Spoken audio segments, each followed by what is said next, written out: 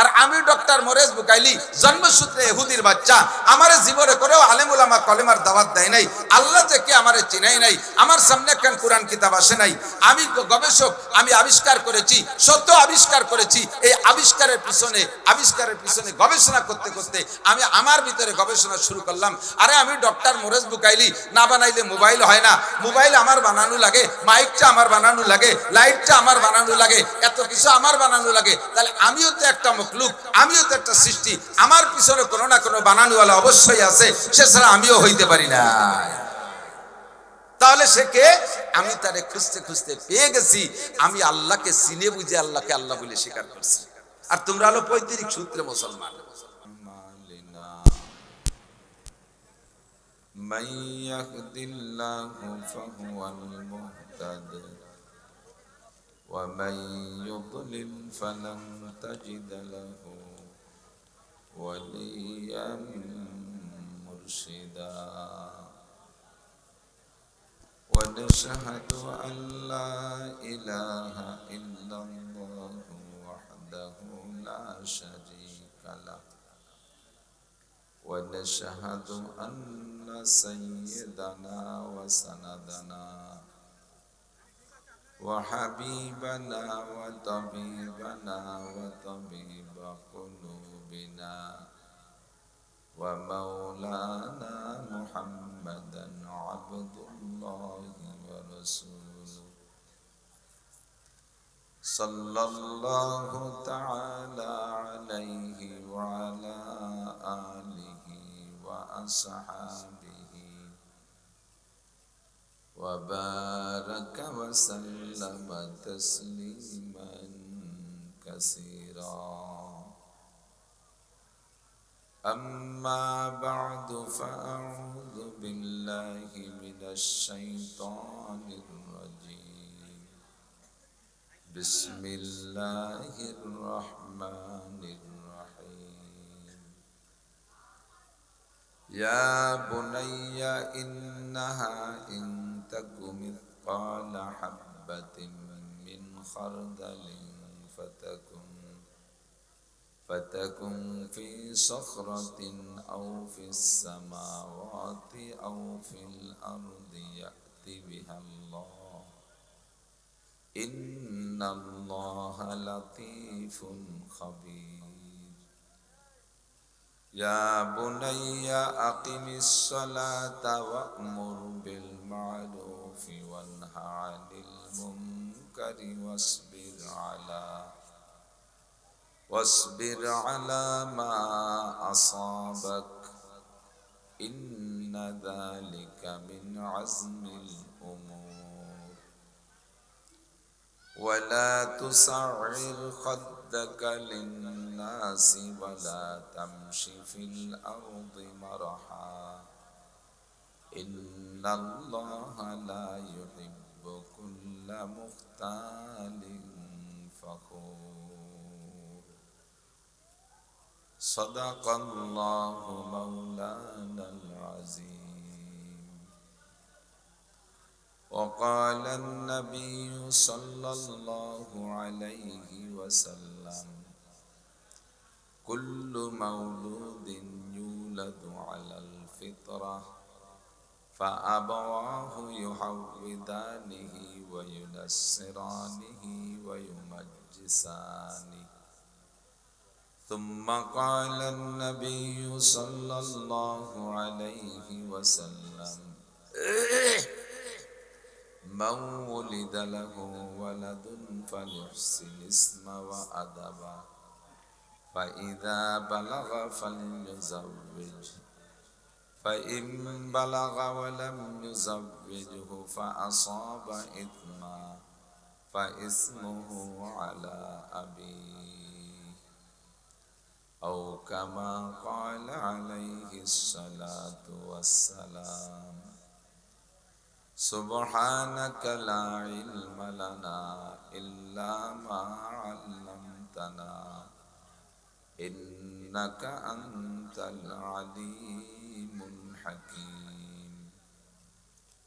رب اشرح لي صدري ويسر لي أمري واحلل عقدة من لساني يفقه قولي رب زدني علما اللهم أرنا الحق حقا وارزقنا اتباعه وأرنا الباطل باطلا وارزقنا اجتنابه সকলে বলি আমিন।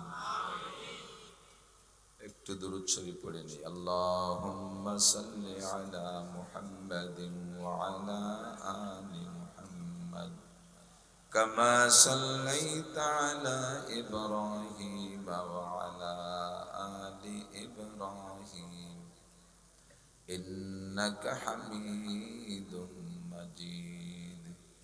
আল্লাহুম্মা বারিক আলা মুহাম্মাদিন ওয়া আলা আলি মুহাম্মাদ কামা বারাকতা আলা ইব্রাহিম ওয়া আলা আলি ইব্রাহিম ইন্নাকা হামিদুম মাজিদ।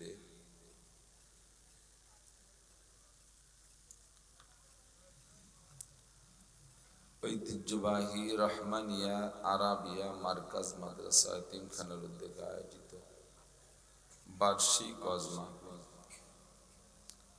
মাহফিলের সম্মানিত সভাপতি পীরে কামিল আলহাজ হযরত মাওলানা শাহ আকরাম আলী সাহেব মুহতামিম ও শাইখুল হাদিস বাহিদিয়া মাদ্রাসা ফরিদপুর,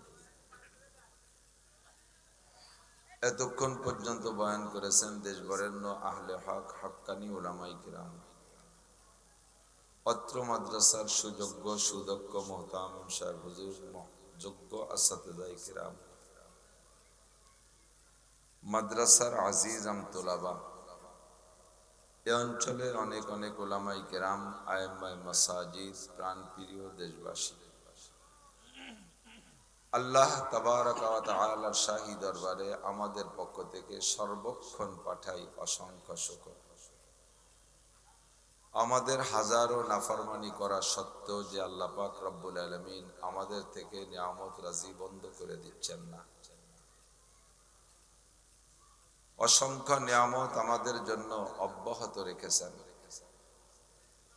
ফ্রি সার্ভিস দিচ্ছেন, কোনো বিল নিচ্ছেন না, পয়সা করি নিচ্ছেন না। অবশেষে আল্লাহ পাক আমাদেরকে সুস্থ রেখেছেন, বাঁচায় রেখেছেন। কিছু হিদায়াতি কথা বলা এবং শোনার আশায়, সওয়াবের আশায়, গুনার ভয়ে, হিদায়াতের আশায়, গুমরাহির ভয়ে, জান্নাতের আশায়, জাহান্নামের ভয়ে, শিরিক ও কুফর মুক্ত ঈমান গড়ার লক্ষ্যে বেদাত মুক্ত সুন্নতি আমলের প্রশিক্ষণ নেওয়া দেওয়ার জন্য আল্লাহ পাক আমাদেরকে মনোনীত করেছেন, পছন্দ করেছেন। বোয়ালমারী থানা সদরের হাজারো লাখো মানুষের মধ্য থেকে বাছাই ছাঁটাই করে সাময়িক জান্নাতের বাগানে আল্লাহ পাক আমাদেরকে ডেকে নিয়ে এসেছেন। বসার তৌফিক দিয়েছেন ধৈর্যের সাথে এই ভিজা জায়গা, স্বেচ্ছাতে জায়গায়। রব্বুল আলামিনের এই অসংখ্য নিয়ামতের শুকর আদায় করে সকলে পড়ি আলহামদুলিল্লাহ। বহুবার শুনেছেন লা ইন শাকারতুম লা আযীদান্নাকুম। আয়াত শুনলে আপনারা যারা তরজমা নাও জানেন, এটুকের তরজমা সকলেই বুঝে ফেলাই। তোমরা যদি আমার নিয়ামতের শুকর আদায় করো, আমি নিয়ামত বাড়িয়ে দেব। সাথে ছোট্ট একটু তাফসীর হলো, তোমরা আমার যে নিয়ামতের শুকর আদায় করবে ওই নিয়ামত বাড়িয়ে দেব। আজকে আমরা এখানে আসতে পেরেছি, উলামায়ে হাক্কানির কাছ থেকে অনেক কথা শুনেছি। শরিয়াতের মাসআলা, সুপরামর্শ, এ সবই মাসালা। এসব কথা শুনলে, শিখলে, আমল করা ছাড়াই, শুনবো এবং শিখবো আমলের নিয়তে, শুনবো শিখবো আমলের নিয়তে। আমল করার আগেই শুধু শিখলেই, একটা মাসালা শুনলে শিখলে লাগাতার বিরামহীন 60 বছর নফল ইবাদত, সিয়ামুহা ওয়া কিয়ামুহা, লাগাতার 60 বছর নফল নামাজ ও রোজার চাইতে বেশি নাকি? কম হয়ে গেল নাকি? সুবহানাল্লাহ, সাউন্ড কম যে। 60 বছর নফল নামাজ ও রোজা বিরামহীন ভাবে আদায় করছেন একজন মানুষ কি আছে? বলমারি, ফরিদপুর, ঢাকা বিভাগে, বাংলাদেশে, বর্তমানে পৃথিবীতে নাই। বিরামহীন ভাবে একটানা 60 বছর নফল রোজা কি যাইতেই কোথায়? শুধু রমজানের ফরজ রোজা, তাই কয়টা থেকে কয়টায় জুমাল মেরে দেই, ঠিক না? আর নফল রোজা একটানা 60 বছর বিরামহীন বিরতিহীন, দুনিয়ার সব কাম কাজ বাদ দিয়ে বিরতিহীন 60 বছর নফল নামাজ কয়জনে পড়ছি? বলা হয় এর চেয়ে বেশি নাকি? একটু খুশি হবেন না? সুবহানাল্লাহ। আল্লাহ, এখানে 60 বছর মানে 60 বছর না। আরবিতে কিছু কিছু সংখ্যা আছে, বাংলায়ও বলে, একে আরবিতে বলে আদদে কাসির, অধিক বোঝানোর জন্য, নির্দিষ্ট সংখ্যা বোঝানোর জন্য নয়। লাইলাতুল কদর খায়রুম মিন আলফি শাহর, শবে কদর একটি রাত 1000 মাসের চাইতে দামি। এখানে 1000 মানে 1000 না, যেহেতু তার চেয়ে, কাজেই বলা যায় যে অনেক অনেক গুণ বেশি দামি। আমাদের বাংলা ভাষায়ও কিছু কিছু সংখ্যা আছে, যে সংখ্যাগুলো আমরা নির্দিষ্ট সংখ্যা বোঝানোর জন্য বলি না, এটা অধিক বোঝানোর জন্য বলি। আছে না এরকম? একটু উদাহরণ না দিলে বুঝতে বাকি থেকে যায়, সেই জন্য বলছি। কোন বাড়ি মেহমান আসার কথা 4 জন, সে জায়গা মেহমান আসছে 10 জন। কাচারিতে বসতে দিয়েছেন, দস্তারখান দিয়েছেন, ঘরে যাচ্ছেন আর একবার কাচারিতে আসতেছেন, থাল প্লেট আনেন না। বউ বলতেছে তাড়াতাড়ি কাচারিতে যারা আছে তাকে খাতি দাও, ঘরে আরো মেহমান আছে। আপনি রাগ করে কি করবেন? 14-20 মানুষ হয়েছে, তার কি দেবো খাতি? 14-20 কয়জন হয়? 280 জন না? এই জায়গায় 14-20 মানে কি? 14-20 4 জনের জায়গায় 10 জন হয়েছে, তার নাম কয় 14-20। একে বলে হলে আদদে কাসির, সীমা লঙ্ঘন, অতিরিক্ত বোঝানোর জন্য, নির্ধারিত সংখ্যা না। নবী আলাইহিস সালাম বলেন, মাজলিসু ফিকহিন খায়রুম মিন ইবাদাতি 60 সানা। মাসলা মাসাইল শোনার মজলিসটা আল্লাহ পাকের কাছে 60 বছর নফল নামাজ ও রোজার চাইতে দামি। এর মানে 60 না, 60 হাজার হাজার 60 লক্ষ বছর ইবাদতের চাইতে দামি হতে পারে, এমন মাসালা এখানে আলোচনা হয়ে থাকে। তো আল্লাহ পাক রব্বুল আলামিন এই বিশাল নিয়ামত অর্জন করার তৌফিক দিয়েছেন একমাত্র আমাদের এই মাদ্রাসাগুলোর ওসিলায়, ঠিক না? স্কুল কলেজে কি এই জাতীয় প্রোগ্রাম খুব একটা হয়? 2-1টা স্কুল কলেজের ছেলেপেলেরা আছে, তারা 2-1টা প্রোগ্রাম করে, বাকি সব মাদ্রাসায় মাহফিল হয়। সব মাদ্রাসায় মাহফিল হয়। মাদ্রাসা থাকলে আমরা এই জাতীয় নিয়ামত, এই জাতীয় ইনকাম সহজে করতে পারি। আল্লাহ তাআলা আমাদের সকলকে তৌফিক দিয়েছেন এখানে বসার, এখান থেকে কিছু নিয়েও যার তৌফিক দান করুন, বলি আমিন। এতক্ষণ যা শুনেছি, আমাদের নিয়ম স্বভাবই এইটা যে যে বক্তা আসে ওই বক্তার কথাগুলো শুনি বড় মজা করে, কিন্তু শুনতে শুনতে আগের জনের তা ভুলে যাই। তো ভুলে না যাইয়া কিছু বাড়ি নেওয়ার চেষ্টা করতে হবে। আল্লাহ তৌফিক দিক, বলি আমিন। আল্লাহু আকবার। আমাদেরকে আল্লাহ পাক রব্বুল আলামিন খেয়াল করতেছেন, ছোটরাও খেয়াল করবা, একদিন তোমরাও বড় হবা। ধারাবাহিক যুগের পরিবর্তনে সবকিছু পাল্টে যাচ্ছে। মুরব্বীরা সাক্ষী দেন, আগে যে সকল বড় ওলামায়ে কেরাম মুরব্বী বক্তাদের বয়ান শুনতেন, সেই বয়ানের নূর আর আমাদের এই জামানার বয়ানের নূর কি এক? সুর ও নূর সবকিছু পাল্টে গেছে। এখন বয়ান হতে হবে, যার যেমন কণ্ঠ যত ভালো, 2-4টে গজল গাইতে হবে, ফাঁকে ফাঁকে আজান দিতে হবে, বিভিন্ন কারীদের কণ্ঠে 2-একটা কিরাত পড়ে শুনিয়ে দিতে হবে। সবাই জি হা না নারায় তাকবীর দেবে, বক্তা খালি পামে ফুলতি তালে থাকবে। লাস্টে বলে দেবে আমার এই মোবাইল নাম্বার, যোগাযোগ করেন, এবছরের মধ্যে খালি নেই, সামনেবার এই সময় যোগাযোগ করেন। উনার অ্যাড দিতে আইছে। আমরা সবাই, আমি আরেকজনের দোষ দিচ্ছি না, আমিও তারই একজন। আমাদের বয়ানে নূর নাই, খালি বাপ বঙ্গিয়া সুর। সে নুরানি রোহানি বয়ান সব চলে গেছে, ঠিক না? ধীরে ধীরে আরো পরবর্তী জেনারেশন যারা আসতেছে তারা কি বয়ান করবে আর সেই জামানার শ্রোতারা কি শুনবে আল্লাহই ভালো জানে। কোরআন হাদিসের কিচ্ছু জানে না, একটা আরবি কিতাব মাদ্রাসা দর্শে নিজাবির একটা কিতাব মিজান নাহবেমির একটা কিতাব দিলে এক লাইন পড়াইতে পারবে না। অজের ময়দানে আল্লাহ জবান পরিষ্কার করে দিয়েছে, কণ্ঠ ভালো, গজল শেখছে কতগুলো, নাম হয়ে গেছে আল্লামা। পাবলিকই মনে করে যে কি কয়, শুনলাম যে আল্লাহর মা বাপ নাই, এ হুজুর নিজেই বলে আল্লাহর মা। আল্লাহর মানা আল্লামা, আল্লামা মানে বিশেষজ্ঞ, বহুত বড় পণ্ডিত, পাণ্ডিত্য কট্টুক, আল্লামাতুল গজল, আল্লামাতুল গজল, গজলের আল্লামা, আল্লামাতুল সুর। তবুও যে কোনো ভাবে এটা ওটা দিয়ে হলে এই মাঠটা তারা ধরে রাখছে, এজন্য ধন্যবাদ জানাই।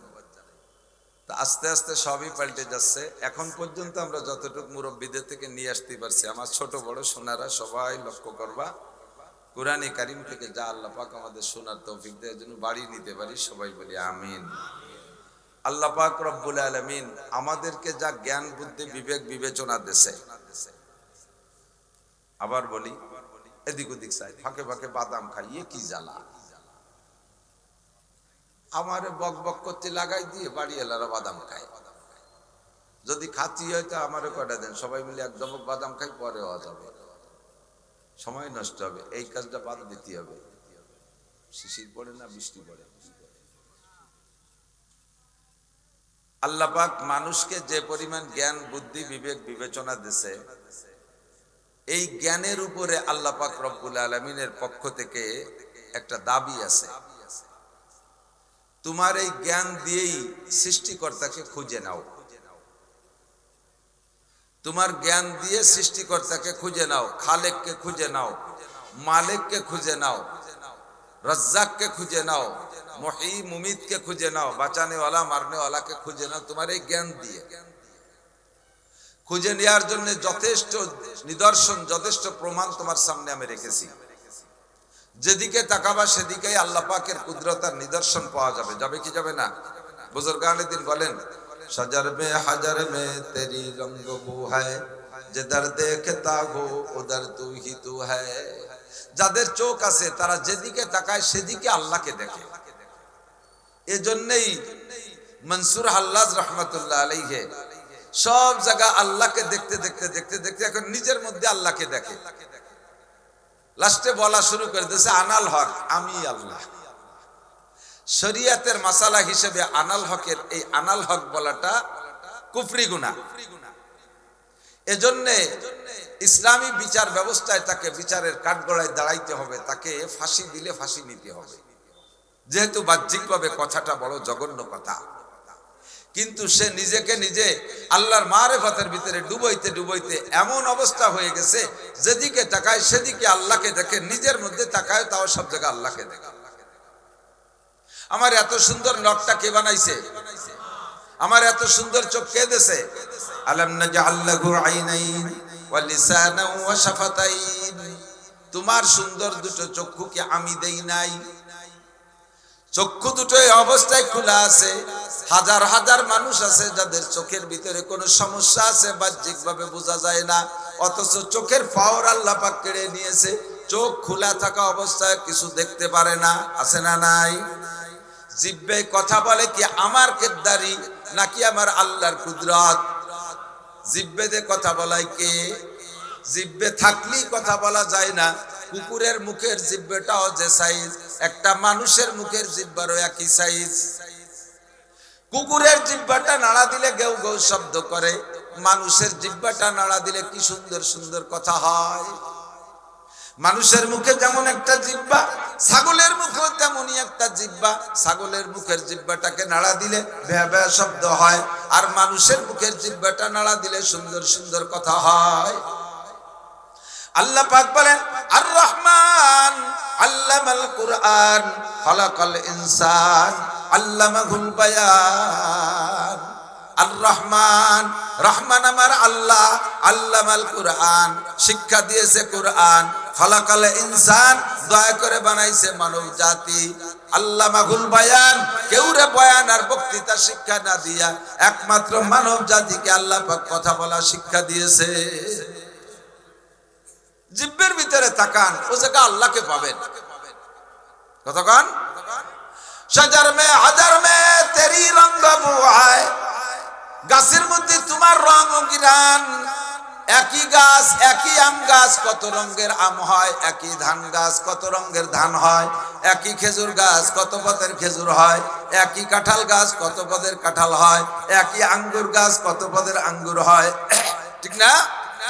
এই বৈষম্য পার্থক্য ভালো করে গভীরভাবে ভাবলেই খুঁজে পাওয়া যায় যে সৃষ্টিকর্তার পিছনে একজন আল্লাহ পাক বলেন, তোমারে জ্ঞান বুদ্ধি দিয়েছি তার হাজারো প্রমাণ। দুনিয়ায় কত কিছু ছিল না, তা কিছু সব কিছু তোমার ব্রেন খাটাইয়া আবিষ্কার করেছো। মাইক ছিল না, তোমার বুদ্ধি দিয়ে বানাইছো। কারেন্ট ছিল না, তোমার ব্রেন দিয়ে বানাইছো। ক্যামেরা ছিল না, তোমার ব্রেন খাটায় বানাইছো। মোবাইল ছিল না, কোনো নমুনাও ছিল না, মোবাইলটা তুমি বানাইলা। ফ্যানের কোনো নমুনা ছিল না, তাও তুমি বানাইলা। রকেট বিমানের কোনো নমুনা ছিল না, তাও তোমার ব্রেন খাটায় বানাইলা। চাঁদের দেশ কোথায় আছে, সে জায়গা যাওয়া যায়, এইটা তুমি কোনোদিন তোমার বাপ দাদা 14 গোষ্ঠী যায় নাই, সে জায়গাও তুমি ব্রেন খাটায় যাওয়া শিখেছ। মঙ্গল গ্রহ কোন জায়গা আছে, সেখানে তুমি যাওয়া শিখেছ। সব মিলাইয়া প্রমাণ করে তোমার ব্রেন আছে। এই ব্রেনকে ব্যবহার কইরা তুমি সৃষ্টিকর্তা আল্লাহকে খুঁজে নাও। এটা ওয়াজিব ছিল, কিন্তু আল্লাহ কামুল হাকিমিন মানব জাতির উপরে এইভাবে প্রেসার দেন নাই। লা ইউকাল্লিফুল্লাহু নাফসান ইল্লা উসাহা, মানুষকে তার শক্তির বাহিরে, সাধ্যের বাহিরে আল্লাহ কোনো চাপ দেয় নাই। মানুষই শুধুমাত্র নিজেরা শক্তির বাহিরে আরেকজনের পর চাপ প্রয়োগ করে।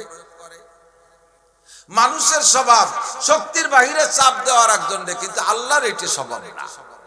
আল্লাহ পাক মানুষকে আসান পথ দেখাই দিয়েছে। কোন সুবহানাল্লাহ। মানুষের স্বভাব শক্তির বাহিরে। একবার ট্রাকে উঠছি, নাটোর গেছি, চাঁদপুর কুমিল এই নাটোর চাঁদপুর মাদ্রাসায়।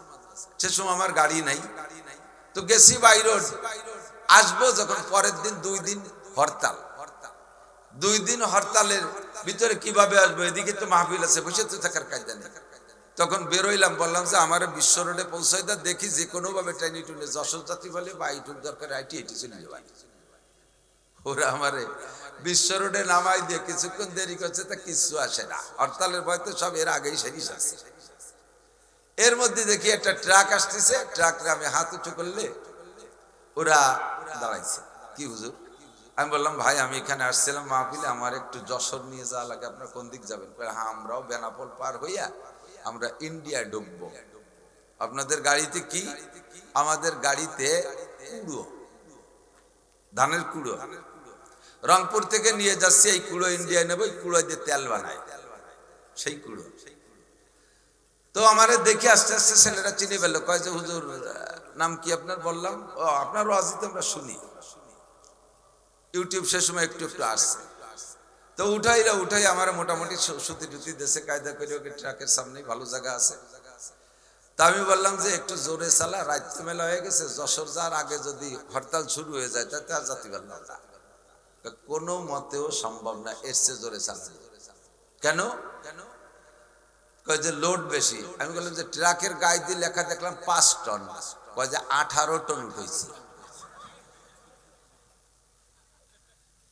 5 টনের ট্রাকে 18 টন লোড দেয়, এটা মানুষের স্বভাব। আল্লাহ পাক কখনো 5 টনের ট্রাকে 18 টন লোড দেয় না।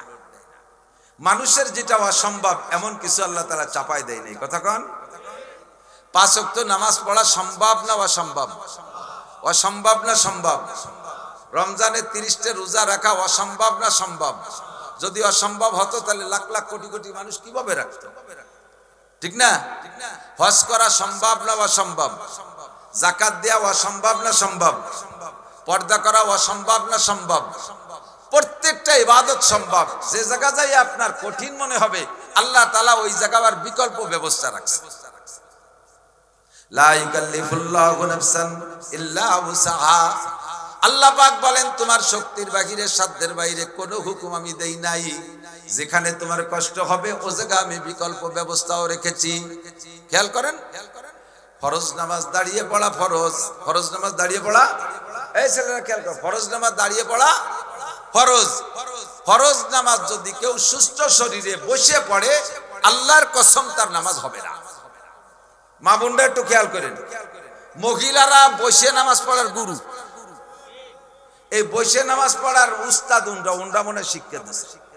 দিন ভরে টোটোরে বেড়াবে, একটু নামাজ যারা পড়ে আর কি, সংসারে হাজারো কঠিন কাজ করবে, গোসল করে ওযু বানায় যখন যায় নামাজে যাবে আতা গাতা ছাড়িয়ে দেয়, বসে বসে নামাজ। আবার নামাজ শেষ, আবার সে ধামাকুলো নিয়ে উঠোনে নেমে পড়ে। কতক্ষণ? ফরজ নামাজ সুস্থ শরীরে দাঁড়িয়ে পড়া ফরজ, বসে পড়লে হবেই না। এখন কড়াকড়ি হুকুম দিলাম ফরজ নামাজ দাঁড়ায় পড়তেই হবে, এখন আপনার তো দাঁড়ানোর শক্তি নেই।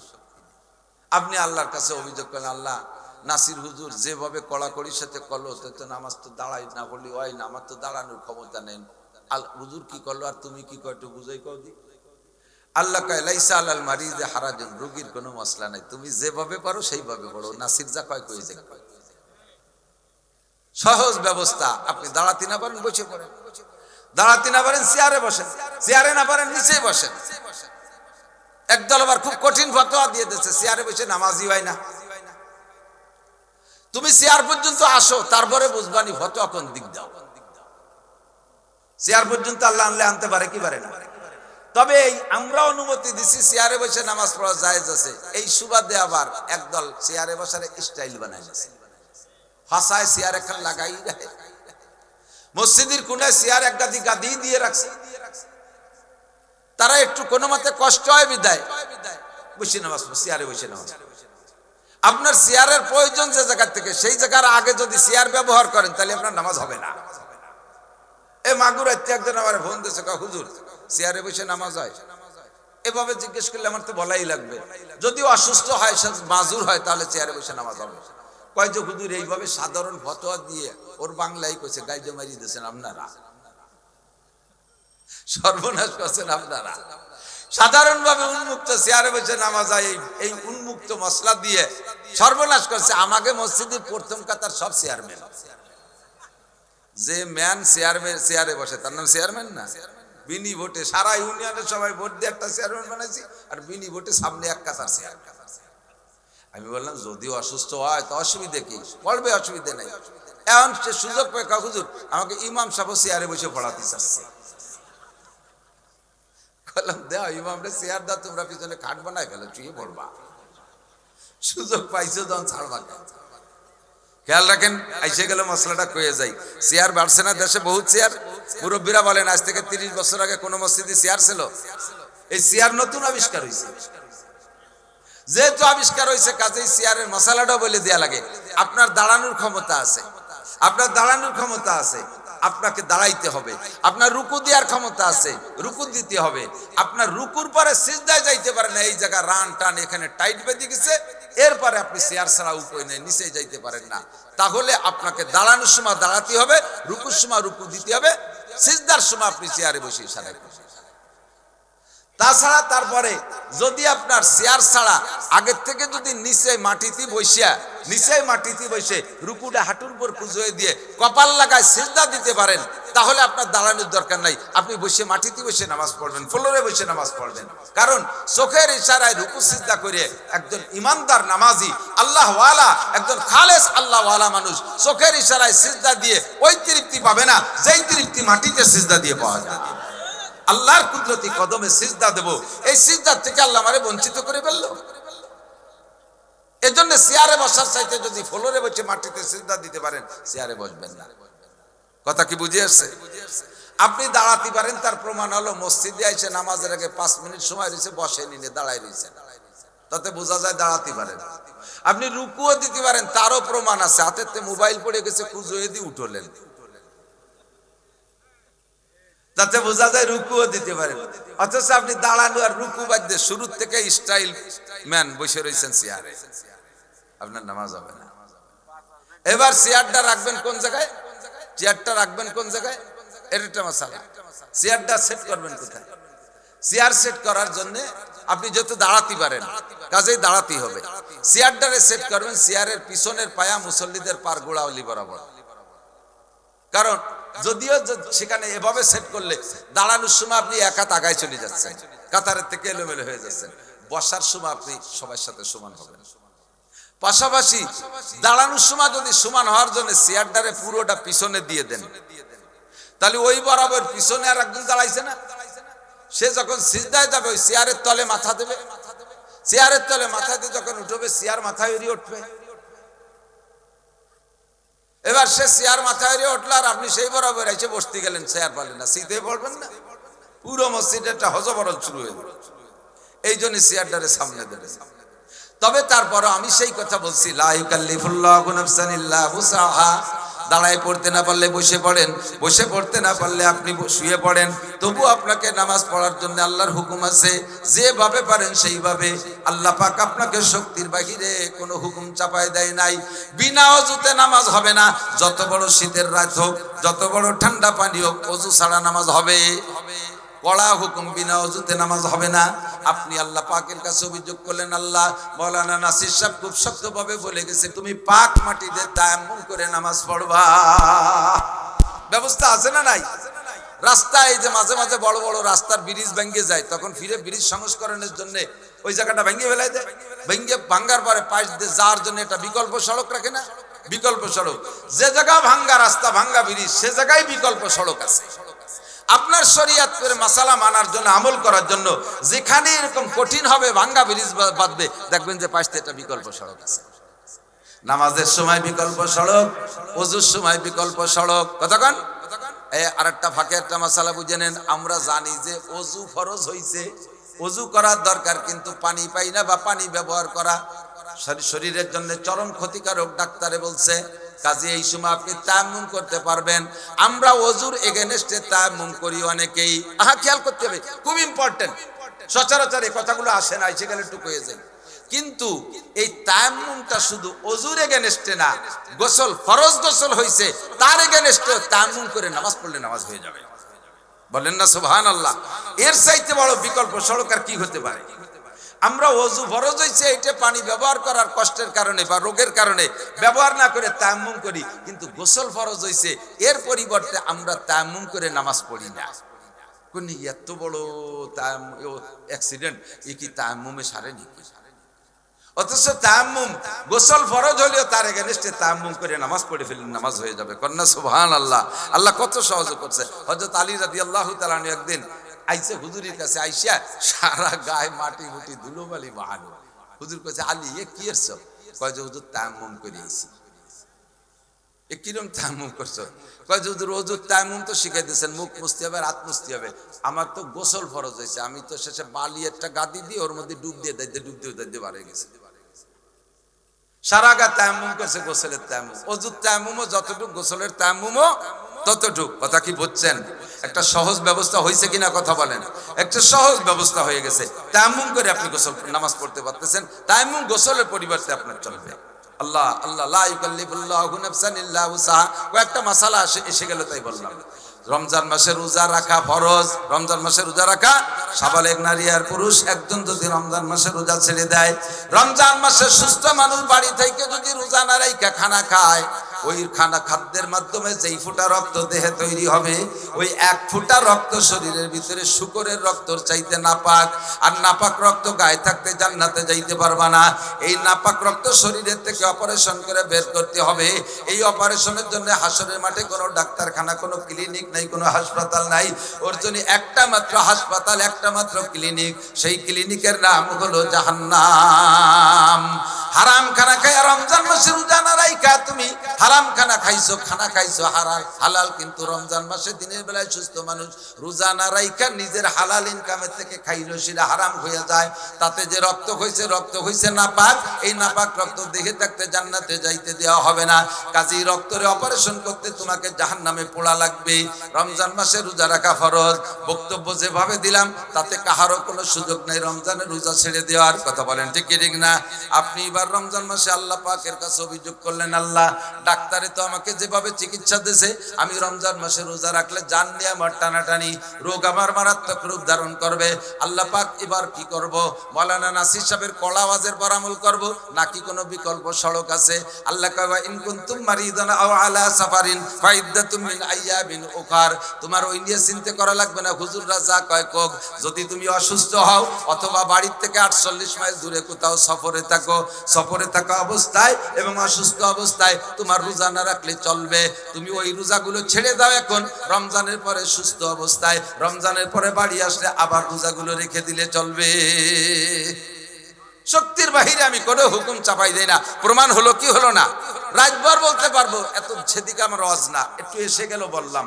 তো আল্লাহ পাকের পক্ষ থেকে ওয়াজিব ছিল আমার বেরেন দিয়ে আল্লাহকে খুঁজে নেব, কিন্তু আল্লাহ পাক আমাকে এইভাবে প্রেসার দেন নাই। আমাদের সকলের বেরেন তো সেইভাবে না। ডক্টর মোরেজ বুকাইলি বলেন, মুসলমান, হে দুনিয়ার মুসলমান, তোমরা মুসলমান হইছো পৈতৃক সূত্রে ইসলাম পাইছো। কতক্ষণ? আব্বা নাম আব্দুল খালেক, মার নাম জরিনা। জন্মের পরে ডান কানে আজান আর বাম কানে একামত দিয়ে দিয়েছে, আল্লাহ আল্লাহ রসুলের সাথে পরিচয় করাই দিয়েছে। এর 7-8 বছর বয়সে মুসলমানই দিয়ে দিয়েছে, তাই তুমি মুসলমান। তোমার আল্লাহকে খুঁজে বের করা লাগে নাই। আর আমি ডক্টর মোরেজ বুকাইলি, জন্মসূত্রে ইহুদির বাচ্চা, আমার জীবনে করেও আলেম উলামা কলেমার দাওয়াত দেয় নাই। আল্লাহ যে কে আমারে চিনাই নাই, আমার সামনে একখান কোরআন কিতাব আসে নাই। আমি গবেষক, আমি আবিষ্কার করেছি, সত্য আবিষ্কার করেছি। এই আবিষ্কারের পিছনে গবেষণা করতে করতে আমি আমার ভিতরে গবেষণা শুরু করলাম। আরে আমি ডক্টর মোরেজ বুকাইলি, না বানাইলে মোবাইল হয় না, মোবাইল আমার বানানো লাগে, মাইকটা আমার বানানো লাগে, লাইটটা আমার বানানো লাগে, এত কিছু আমার বানানো লাগে। তাহলে আমিও তো একটা মখলুক, আমিও তো একটা সৃষ্টি, আমার পিছনে কোনো না কোনো বানানোওয়ালা অবশ্যই আছে, সে ছাড়া আমিও হইতে পারি না। তাহলে সে কে? আমি তারে খুঁজতে খুঁজতে পেয়ে গেছি। আমি আল্লাহকে চিনে বুঝে আল্লাহকে আল্লাহ বলে স্বীকার করছি। আর তোমরা হলো পৈতৃক সূত্রে মুসলমান। তো আল্লাহ, আমরা তো সবাই ডক্টর মোরেজ বুকাইলির মতো বিজ্ঞানী না, আমরা কিভাবে পাবো তোমাকে? আল্লাহ পাক রব্বুল আলামিন বলেন, তোমাদেরকে আল্লাহকে চিনানোর জন্য 2.5 থেকে 3 লক্ষ উস্তাদ আমি রুহের জগতে বসাইয়া নিজ হাতে তাদেরকে প্রশিক্ষণ দিয়া, তাদের পুত পবিত্র বানাইয়া, নিষ্পাপ বানাইয়া, বেগুনা মাসুম বানাইয়া, শতভাগ চরিত্রের অধিকারী হিসেবে তৈরি করে তোমাদের জন্য রাহবার বক্তা হিসেবে পাঠিয়েছি। তারা হলো নবী এবং রসুলগণ। কথা বলুন ঠিক কি ঠিক না? এরা তোমাদেরকে বলবে, তারা এত সত্যবাদী, এত ন্যায়নিষ্ঠাবান, যারা মিথ্যে কথা বলে না, যাদের সততা সম্পর্কে তোমাদের একিন হয়ে যাবে আগের থেকেই নবুয়তি পাওয়ার আগে। কাজেই নবুয়তি পাওয়ার পরে যে কথাটা তোমাদেরকে বলবে, তোমরা সে কথা মানতে বাধ্য থাকবে। 2 নম্বর, এই নবী রসুলরা মনোক্তি কোনো কথা বলবে না। তারা বলবে কি, সেই সংবিধানটা আমি তৈরি করে দিয়েছি রুহের জগতে। আল্লাহ পাক আমাদেরকে সেখানেও দেখাইছেন, লৌহে মাহফুজ আছে আল্লাহ পাকের আরশে আজিমের পাশে। এই লৌহে মাহফুজ সীমারক সংরক্ষিত একটা বিশাল চার্ট, এর ভিতরে 104 খানা আসমানি কিতাব। যুগের পরিবর্তনে যে জামানার মানুষের যোগ্যতা যেমন, সেই জামানার জন্য আল্লাহ কিতাবও বরাদ্দ করেছে তেমন। আস্তে আস্তে আস্তে আস্তে আস্তে আস্তে 103 খানা আসমানি কিতাব আগের উম্মতের জন্য চলে গেছে। শেষকালে আইছে পণ্ডিত উম্মত। এরা বিমান বানায়, এরা রকেট বানায়, এরা কি বলা হয় ক্ষেপণাস্ত্র বানায়, এরা অ্যাটম বোমা বানায়। এই বিজ্ঞানী উম্মতের জন্য আগের কিতাব আর আগের নবীরা টিকতে পারবে না এগের সামনে। কাজে এদের জন্য একজন নবী পাঠাইতে হবে, এদের জন্য একটা কিতাব পাঠাইতে হবে, যেই কিতাবের মোকাবেলায় জগতে কোনো কিতাব নাই, যেই কিতাবের একটা অক্ষর তারা পরিবর্তন করতে পারবে না, যেই নবীর সামনে দাঁড়ায় নবীরে একটা আলিফ বা শিক্ষা দিতে পারবে না, এমন একজন উস্তাদ নবী আর এমন একটা কিতাব তাদের জন্য আল্লাহ পাক রেখে দিয়েছেন। নবীর নাম মুহাম্মদুর রাসূলুল্লাহ সাল্লাল্লাহু আলাইহি ওয়াসাল্লাম, আর কিতাবের নাম আল কোরআন। কথা বলুন ঠিক ঠিক না? আমার নবীর পরে কি আর নবীর দরকার আছে? আরে ভাই একটু জোরে বলেন না, আছে? যদি কেউ বলে যে হ্যাঁ গোলাম আহমদ কাদিয়ানীও শেষ নবী, তারে সুমো দেবেন না জুতো মারবেন? জোর হলো না? খালি জুতো না, তলে কিছু মাখায় নেবেন? তলে জুতোর তলে কিছু মাখায় নেবেন না? কি মাখাবেন? হ্যাঁ, লজ্জা পাচ্ছেন? পায়খানা করলে জুতোর দাম কমিয়ে যায়, জুতোর দাম বাড়াইতে হবে, গুমাহাই দিতে হবে। বাংলা গোলাম আহমদ কাদিয়ানী নবী না কাফের? সমর্থকরা মোমেন না ভণ্ড? সমর্থকরা মোমেন না ভণ্ড? যারা ভণ্ড বলতে চুপ করে রয়েছেন ভাব দেখাইয়া, তারাও কিন্তু ইমানের মধ্যে দুর্বলতা আছে। এই শব্দগুলো বলতে হবে। গোলাম আহমদ কাদিয়ানী তার সমর্থকরা মোমেন না কাফের? হক না ভণ্ড? তারে যারা ভণ্ড না বলবে তারাও ভণ্ড। রাষ্ট্রীয় ক্ষমতা হাতে থাকা সত্ত্বে কাদিয়ানীদেরকে যারা কাফের বলে স্বীকৃত না করে গেছে, তাদের ইমানের মধ্যে সন্দেহ আছে। আর ইমানের মধ্যে সন্দেহ থাকলে আল্লাহ পাক তাদেরকে একদিন না একদিন বেইজ্জতি করে, বহুত করছে, আরো সামনে করবে ইনশাআল্লাহ। কাকে কাকে করছে নাম করলাম না, যুগ জামানা বললাম না, নাম কুয়াস করার দরকার নেই। আমি কোনোদিন কই না, সমস্যা না থাকলে ক্ষতি হবে, তাই তো না? আল্লাহ হেফাজত করুক, সবাই বলেন আমিন। সব দলের মানুষ আছে এর মধ্যে, আছে না নাই? একটা দলকে তাক করে সত্য কথা বলে দিলাম, তাদের অন্তরটা ভেঙে গেল। আমার এই আলোচনা দীর্ঘক্ষণ শুনতে শুনতে হয়তো তার পক্ষে তার প্রয়োজনীয় একটা কথা আসতে পারতো, কিছুক্ষণ পরে সেই কথাটা থেকে সে বঞ্চিত হয়ে রাগ করে চলে গেল, সে বঞ্চিত হয়ে গেল। এই জন্যই আওয়াজের মাঠের ভিতরে কোনো রাজনৈতিক দলকে টার্গেট করে নাম মেনশন করে সত্য কথা বলা দরকার নাই।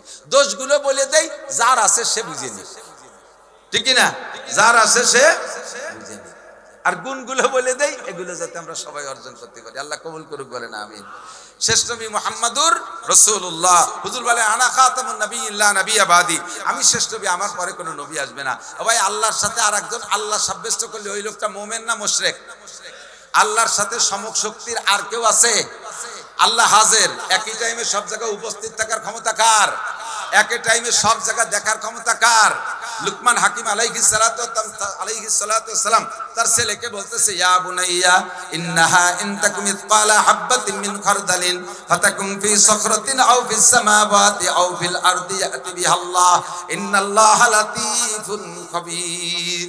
উনার ছেলেদেরকে লুকমান হাকিম সামনে বসে আওয়াজ করে আর বলে, বাবা, এই পৃথিবীর যেখানে যত বড় পাথরের নিচে হোক, সাত তবক জমিনের নিচে হোক, গহীন সাগরের তলে কালো পাথরের নিচে ছোট্ট একটা পিপিলিকা যদি পিলপিল করে হাঁটে, আর সে আজিমের মালিক আসমান থেকে দেখে কি দেখে না?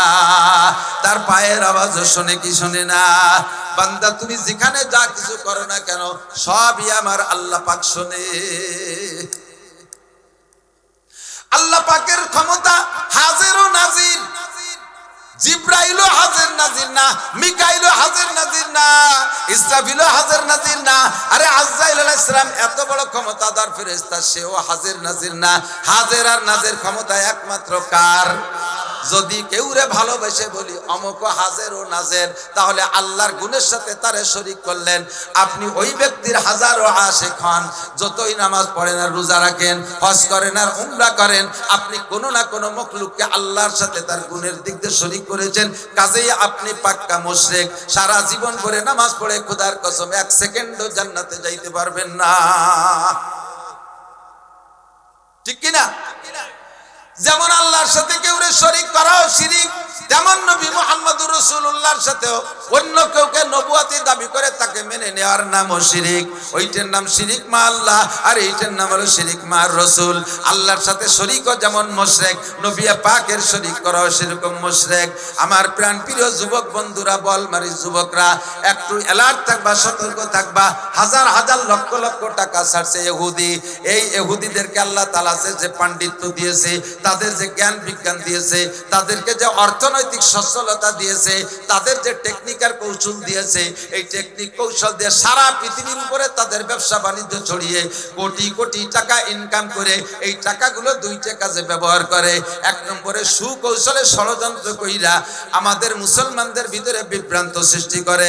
আমাদের মতো আরেকটা দল বানাইয়া এগেনস্টে একটা দল খাড়া করে দেয়। তবলিগের একটা দল আমাদের জীবন ভরে আছে, এর এগেনস্টে আরেকটা তবলিগ দল খাড়া করে দেয়। আমাদের দেশে হাজারো শহীদ পীর আছে, পয়সা দিয়ে আরেকটা ভণ্ড পীর দাঁড় কইরা দেয়। আমাদের সামনে একজন নবী আছে, তার এগেনস্টে আরেকজন নবী গোলাম মোহাম্মদ কাদিয়ানী। ভারতে তার বাড়ি, ইন্ডিয়া কি বলা হয়, ইসরায়েলের ইহুদিদের দালাল, ইহুদিদের চেলা। ভারতে তার বাড়ি, তারে নবুয়তি দাবি করাইছে।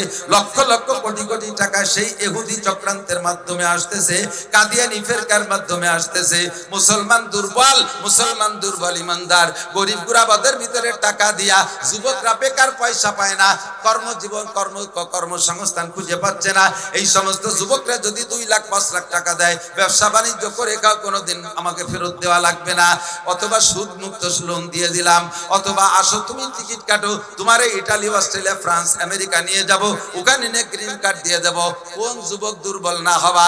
এটা দাজ্জালি একটা ফিতনা, সর্বনাশ করে ফেলতেছে, মুসলমানের ঈমান ধ্বংস করে ফেলতেছে।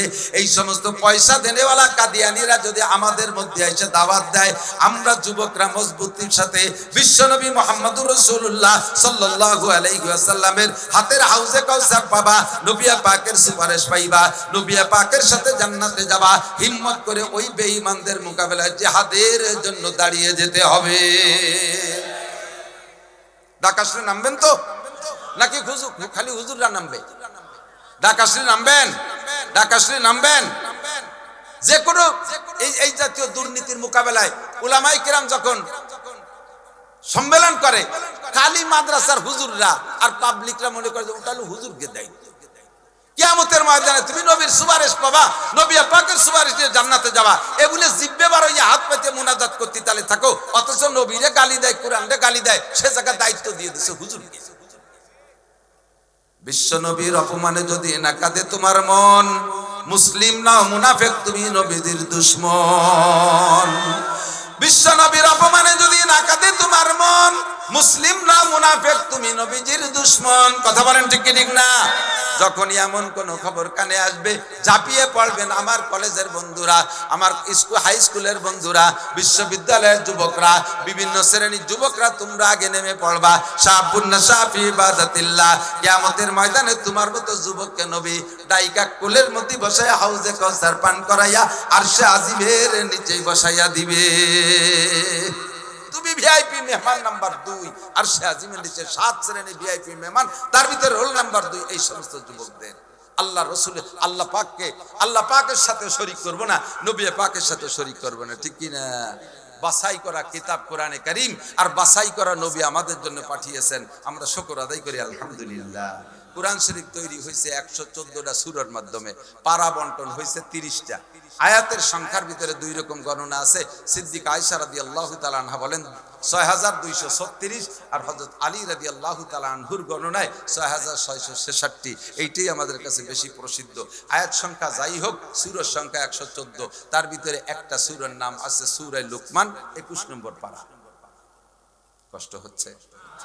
আমার খুব কষ্ট হচ্ছে। আজকে ভীষণ অসুস্থ, আসতেই পারবো বলে ভাবছিলাম না, আল্লাহ পাক যতটুকু সুস্থ করছে চলে আসছি। বেশিক্ষণ কষ্ট দেব না, অল্প কয়েকটা কথা হিসাব করা, বাড়ি নিয়ে যাওয়ার মতো কটা কথা বলবো। যে কটা বলছি প্রথম নামাজ সংক্রান্ত, এ কটা তো মনে থাকতে আছেন তো ইনশাআল্লাহ। এরপরে কথাটাকে জাগায় আনার জন্য একটু ভূমিকা দিলাম। 114 সূরার মধ্যে সূরা লুকমান একটা সূরা কোরআন শরীফের ভিতরে। আরে ভাই এদিক তাকান, আমার নবীর উম্মতের ভিতরে সর্বশ্রেষ্ঠ উম্মতের নাম কি? হযরত আবু বকর সিদ্দিক রাদিয়াল্লাহু আনহু। কোরআন শরীফের ভিতরে একটা সূরার নাম কি আবু বকর আছে? কথা কয় না। ও বলে আপনি তো পড়তেই পারেন না, অনেকে আছে কিনা তা তো জানেন না। আমরা জানি কোরআন শরীফের ভিতরে আবু বকর নামে সূরা নাই, ওমর নামেও সূরা নাই, আলী নামেও সূরা নাই, উসমান নামেও সূরা নাই, হাসান নামে সূরা নাই, হুসাইন নামে সূরা নাই, ফাতেমার নামে সূরা নাই, খাদিজার নামে সূরা নাই, আয়েশার নামে সূরা নাই। একজন সাহাবার নাম শুধু কোরআন শরীফের মধ্যে আসছে, হযরত যায়েদ রাদিয়াল্লাহু তাআলা আনহু, হুজুরের পালক পুত্র। এছাড়া কোনো সাহাবারও নাম নাই। আর সূরা লুকমান নামে একটা সূরা আল্লাহ তাআলা কোরআন শরীফের মধ্যে সেট করে দিয়েছে।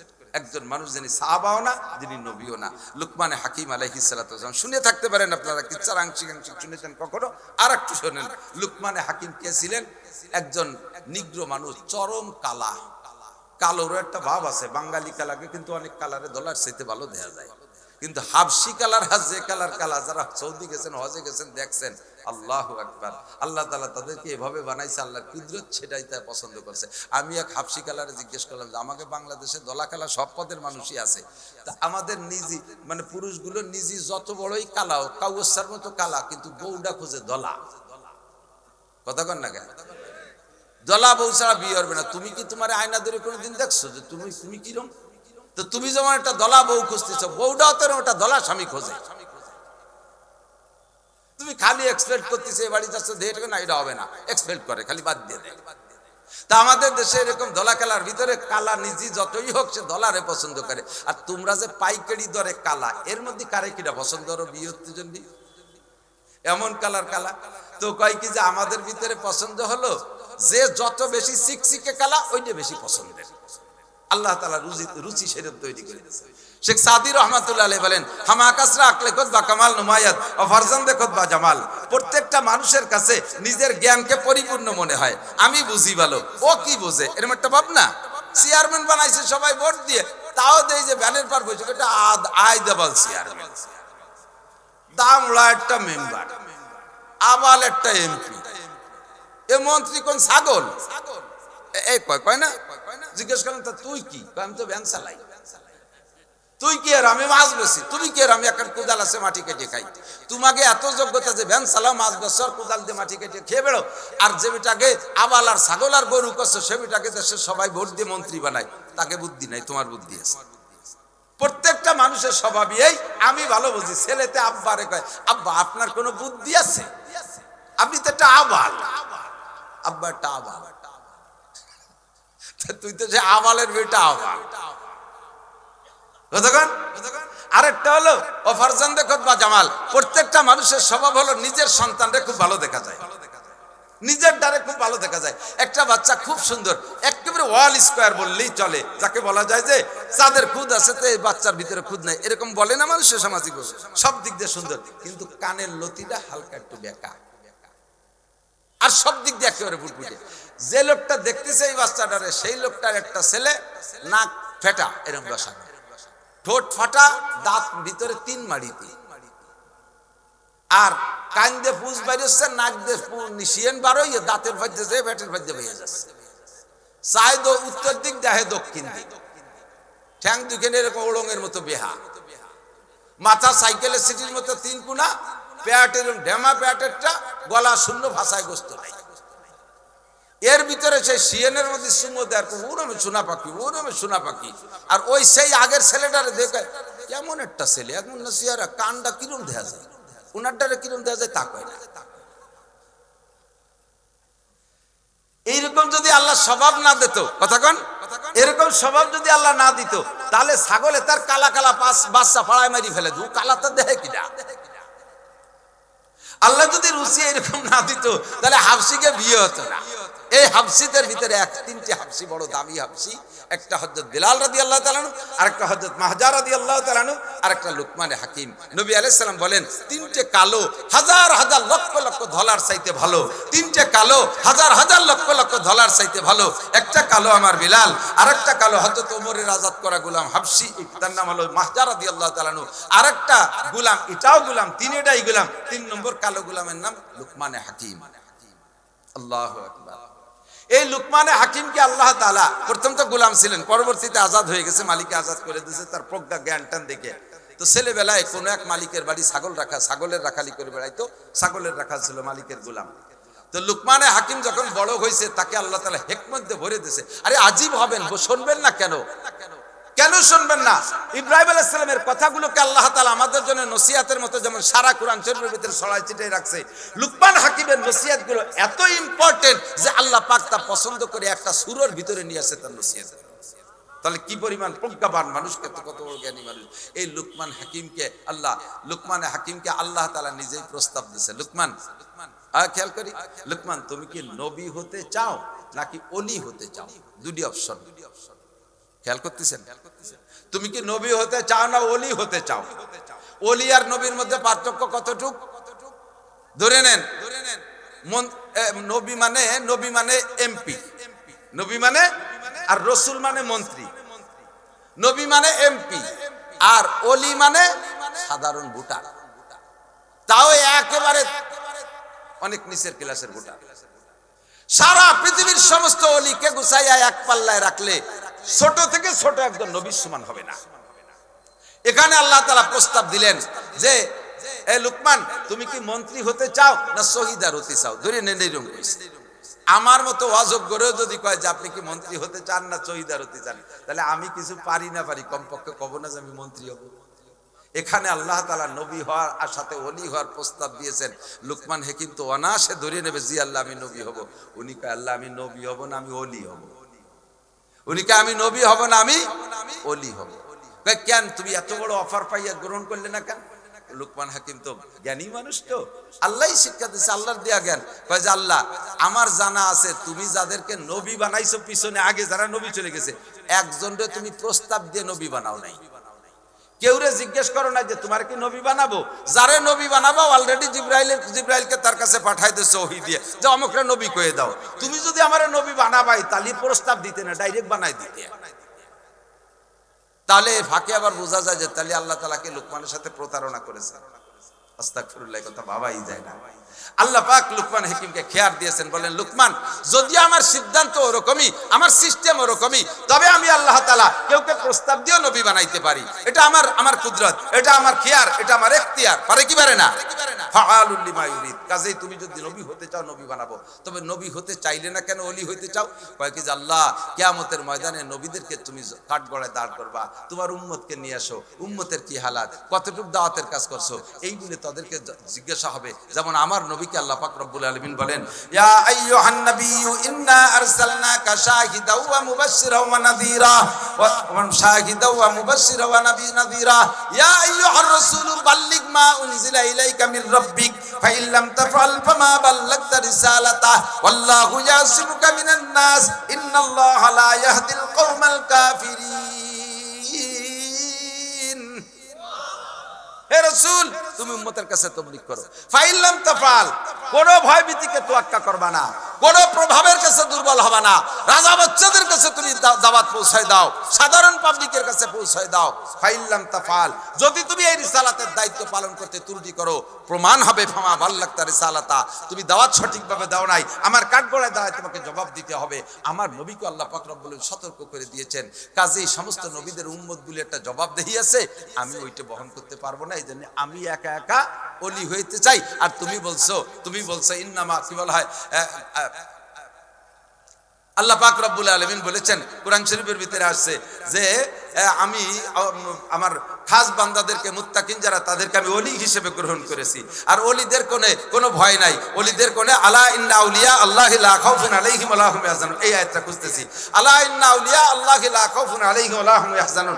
আর ওলি যারা, তাদের কোনো ভয় নাই, কোনো টেনশন নাই। এজন্য আমি ওলি হতে চাই। লুকমান হাকিম ওলি হয়ে গেছেন আল্লাহর হুকুমে। বাস এবার মাঝে মাঝে বয়ান করতেন, এমন জ্ঞানী গুণী প্রজ্ঞাবান কথা বলতেন যে শিক্ষিত বড় বড় পণ্ডিতরা সে জামানায় ছিল, সমস্ত পণ্ডিতরা বসে বসে লুকমান হাকিমের বয়ান লিখতেন। এই লুকমান হাকিম একদিন বয়ান করতেছেন, বয়ানের ফাঁকে মাঝখানে থেকে একটা লোক, এই যুবকরা খেয়াল, ছাত্ররা খেয়াল, মুরব্বীরাও খেয়াল, এদিকে খেয়াল করেন, খুব জরুরি ইম্পর্টেন্ট। একটা লোক পাশে এসে বলতেছে, হুজুর একটা কথা কইতে চাচ্ছি, কখন কি হুজুর? বলবো হুজুর? এই পাশে কারা কথা কয়? এই বাড়ি জরুরি মাইকি কর্ণের মাধ্যমে আবার পাই। আল্লাহ, ওই লোকটা এসে বলতে, হুজুর একটা কথা বলবো বলে আসছি, বলবো হুজুর? লুকমান হাকিম, হ্যাঁ বলুন। না বলবো না, এই বলে আবার না বলেন। না, আপনি বহু বড় মানুষ, ছোট কথা বলা ঠিক হবে না। না বলেন। তো যখন অনুমতি দিয়েছে তখন জিজ্ঞেস করতেছে, আপনি কি সেই লুকমান যে লুকমান আর আমি দুইজনে, এক লুকমান ছিল ছোটবেলায়, ওই লুকমান আর আমি দুইজনে অমুক মালিকের ছাগলের রাখাল ছিলাম, পরে বড় হওয়ার পরে সেই লুকমানটা দেখিনি, আপনি কি সেই লুকমান নাকি? বলছে আপনার নাম কি? কয় এই। হ্যাঁ, আমি তো সেই লুকমান। এখন বিশ্ববিখ্যাত বক্তা হয়ে গেছে, আল্লাহর ওলি হয়ে গেছে। আর সেই ছোটবেলায় রাখাল ছিল, চাকর ছিল, গোলাম ছিল, সেই কথা যদি রিপিট করে তখন ওনার একটা ইজ্জতের আঘাত লাগে, ইজ্জতের উপরে। উনি সেই দিকে না তাকাইয়া বলেন, হ্যাঁ আমি সেই লুকমান। সাথে সাথে উনি বললেন, হুজুর বড় হওয়ার পরে তো মানুষের পিছনের কথা স্বীকার করে না। দেখেন না, সমাজে আছে অনেকে এখন শিল্পপতি কোটিপতি হয়ে গেছে, অথচ 30 বছর আগে 2 বাপ বেটাই ডাঙ্গায় মাঠে এই চকে কিসেন বেঁচে বেড়াইছে। যদি ওই লোকটা জিজ্ঞেস করে যে আপনাদের ধন সম্পদের অবস্থা কি, কতদিন তো এরকম আল্লাহ বড় করছে, জব দেখে, আরে আমার 4 পুরুষ ধরে জমিদার, অথচ 30 বছর আগে 2 বাপ বেটা কিসেন বেঁচে বেড়াইছে। এরকম জমিদার আছে না নাই? ব্যাকগ্রাউন্ড দুর্বল থাকলে তো স্বীকার করতে চায় না। তা আপনি ব্যাকগ্রাউন্ড স্বীকার করে ফেললেন যে আপনি সেই গোলাম ছিলেন, স্বীকার করলেন। লুকমান হাকিম বলেন, আল্লাহ পাক নিষেধ করেছেন ব্যাকগ্রাউন্ডকে ভুলে যেতে। ওয়ালা তানসা নাসিবাকা মিনাদ দুনিয়া ওয়া আহসিন কামা আহসানাল্লাহু ইলাইকা ওয়ালা তাবগিল ফাসাদা ফিল আরদ। কারুনকে টার্গেট করে আল্লাহ পাক বলেছিলেন, ওয়ালা তানসা নাসিবাকা মিনাদ দুনিয়া। কারুন যেমন পিছনের কথা ভুলে গেছে। কারুন ছিল মুসা আলাইহিস সালাতু ওয়াস সালামের দরজার মুসাফির। মুসা আলাইহিস সালামের চাচাতো ভাই, তৌরাতের হাফেজ ছিল, খুব ভালো মানের বুজুর্গ, ইবাদত করনেওয়ালা আবেদ ছিল। কোনো ইনকাম সোর্স ছিল না, নিতান্ত গরিব ছিল। মুসা আলাইহিস সালামের দরবারে বসে থাকতেন। উনি খেয়ে দিয়ে থাকলে কিছু দিত, তাই খেয়ে কারুনের জীবন যাপন। দামি একটা পোশাক কারুন কোনোদিন বানাইতে পারে নাই। হঠাৎ করে যখন আঙ্গুল ফুলে কলা গাছ, কারুন এখন বিশাল ধনী। আল্লাহ পাক রব্বুল আলামিন কয়, ওয়াবতাগি ফীমা আতাকাল্লাহু দারাল আখিরাতা ওয়ালা তানসা নসিবাকা মিনাদ দুনিয়া। হে কারুন, তুমি ছিলে মুসা নবীর দরজার ফকির, সেখানে তুমি দরবেশ হিসেবে বসে থাকতে, মুসা নবীর চারটে দিলি খাইতে। এখন তোমাকে আল্লাহ পাক বিশাল সম্পদ দিয়েছে। আহসিন কামা আহসানাল্লাহু ইলাইকা, আহসিন কামা আহসানাল্লাহু ইলাইকা। আল্লাহ পাক তোমারে যেমন ইহসান করেছে, তুমি গরিব মিসকিনদের উপর ওইরকম ইহসান করো, দয়া করো, তাদের উপরে দাও। ওয়ালা তানসা নসিবাকা মিনাদ দুনিয়া, দুনিয়ায় তোমার পিছনের ভাগ্যের কথা ভুলে যেও না। কারণ কি জবাব দেয়? ক্বালা ইন্নামা উতিতুহু আলা ইলমিন ইনদি। অস্ত্র করাইছে মুসা নবীর দিয়ে। মুসা আলাইহিস সালাম আল্লাহর পক্ষ থেকে কারণ দেখায়। কারণ মুসা আলাইহিস সালাম তো কথা হলো, আমার আল্লাহ দেশে ইন্নামা উতিতু আলা ইলমিন ইনদি, এটা আমার যোগ্যতা বলে ইনকাম করেছি, এটা আমার ক্ষমতা বলে আমি অর্জন করেছি, এটা আমার ক্যাপাসিটি বলে অর্জন করেছি। আমার আল্লাহ কবে দিল? আল্লাহ কয়, যদি তোর ক্যাপাসিটি বলে তুই কামাই করে থাকিস তার ঠেকা। কয় না মুরব্বীরা, বললাম যে কাজী হতে আসিস, যখন আইসেই বলছিস তার ঠেকা। ফাকাসাফনা বিহি ওয়া বিদারিহিল আরদা ফামা কানা লাহু মিন ফিয়াতি ইয়ানসুরুনা মিন দুনিল্লাহ ওয়া মা কানা মিনাল মুনতাসিরিন। কোন প্রতিশোধ নেওয়ালা নাই, তার পক্ষে দাঁড়ানোর মতো কেউ নাই। সব সহ তার গোডাউনের সম্পদ কত ছিল? কারণ আরে ভাই খেয়াল করেন, প্রত্যেক 70টা গোডাউনে এক চাবি, 70 গোডাউনে এক চাবি। লোহার চাবি না, তামার চাবি না, পিতলের চাবি না, পাথরের চাবি না। তালা ছিল উটির চামড়ার, আর চাবিও ছিল উটির চামড়ার, যাতে ওজন কম হয়। আর গোডাউনে কি? এই বাঙ্গাড়ি দিয়ে ভরা না, এই গার্মেন্টসের তুলো দিয়ে ভরা গোডাউন না, সব গোডাউন ভরা স্বর্ণ। প্রত্যেক 70 গোডাউনে একটা চাবি। স্বর্ণ ভরা গোডাউন, গোডাউনের চাবি 70 গোডাউনের একই তালায় এক চাবিতে খোলে। লাস্টে চাবি কড্ডুন হয়েছে, আল্লাহ তাই এটা ঢুয়ো হিসেব দিল। ভাই কি কারুনের চাবির সংখ্যা হলো ইন্না কারুনা কানা মিন কওমি মুসা ফাবাগা আলাইহিম ওয়া আতাইনাহু মিনাল কুনুজ মা ইন্না মাফাতিহাহু লাতানু বিল উসবাতি উলিল কুওয়া। সমকালীন বোঝা বহনে শক্তিশালী 70 জন যুবকের মাথায় যদি খালি চাবির বোঝা উঠাই দিত, মাথা খাড়া রাখতে পারত না, মাথা ঝুঁকে যাইত। সব গোডাউন সোনার গোডাউন, এই বাঙ্গাড়ির গোডাউন আর ডোব দিয়ে বইটি তুইছে তা না। চিন্তা করতে পারেন, এত বড় বিশাল সম্পদ সব সহ আল্লাহ মাটির নিচে নামাই দিয়েছে।